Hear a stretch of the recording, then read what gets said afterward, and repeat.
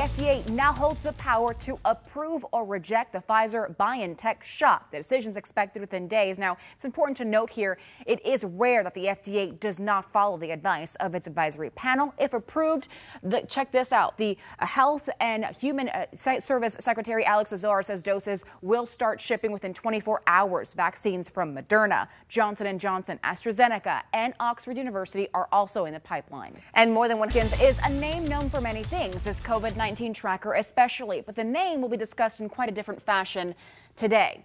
That's because it's been revealed the namesake founder, Johns Hopkins himself, enslaved at least 4 people. The school made that announcement this week, and the university now plans to hold a virtual town hall on the matter today.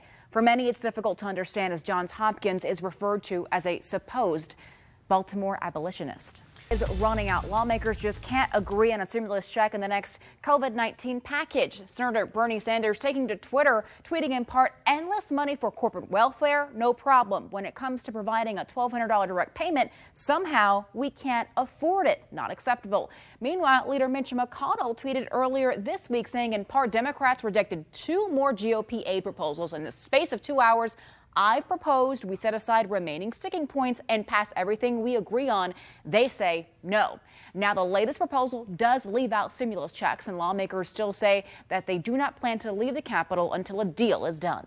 It now holds the power to approve or reject the Pfizer-BioNTech shot. We're kicking off your morning rush with this information. The first doses will go to healthcare workers and nursing home residents, but most of the general public won't have access to this vaccine until the spring. In Jamestown Circle, this is slowing traffic heading eastbound on Bayshore Road. Keep that in mind as you're heading to I-75. Police switch your form of learning for your student. You have this weekend to make that decision. If your child has been learning from home, but you want them back in the classroom, you have to let the district know by Sunday. Wink News reporter Nicole Lauren is live for us this morning at Cypress Lake High. And Nicole, all these changes bring some challenges for the school district, right? Swerving in and out of traffic. You can see that white car doing so in this video we showed you earlier this week. And now we know the driver you see here driving dangerously was doing so because he was late to work. Running out to make a deal, lawmakers cannot agree on a stimulus check in the next COVID-19 package. Senator Bernie Sanders taking to Twitter saying in part, endless money for corporate welfare, no problem. But when it comes to providing a $1,200 direct payment, somehow we can't afford it. Not acceptable. Leader Mitch McConnell tweeting earlier this week saying this: Democrats rejected 2 more GOP aid proposals in the space of 2 hours. I proposed we set aside remaining sticking points and pass everything we agree on. They say no.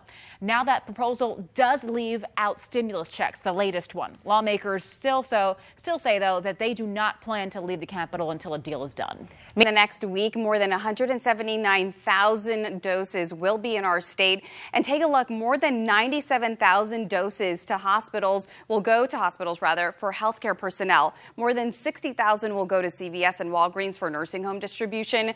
The Florida National Guard will hand out 21,000 doses to long-term care facilities. As today, a new look at water release headed our way. The Army Corps of Engineers released their plans about an hour ago to reduce releases from the lake. Right now, Lake Okeechobee's water level, Corey, is above 16 feet. Yeah, and if you're heading out of the water this... It's cloudy right now in parts of southwest Florida, but you can trust Wink News to tell you when it's going to be sunny again. Thank you for joining us. I'm Kirstin Delgado. And I'm Sabrina Katz. Wink is the weather authority, and meteorologist Amanda Pappas is here. The Christmas holiday also means the end of first semester for students. And if you want to switch your child's learning method for January, in Lee County, you only have until the end of the weekend to decide. And that means you can send your child back to school in person. Wink News reporter Nicole Lauren explains the challenges for the school district with a possible classroom shuffle. Today, professional hockey is back right here in Southwest Florida. Yeah, the Florida Everblades kick off their season tonight against the Jacksonville Icemen. And there are just a handful of teams going ahead with the season despite COVID. Wow, amazing. That's amazing. What a lovely story. And it's going to be lovely weather this weekend, right? Definitely lovely weather to go out there and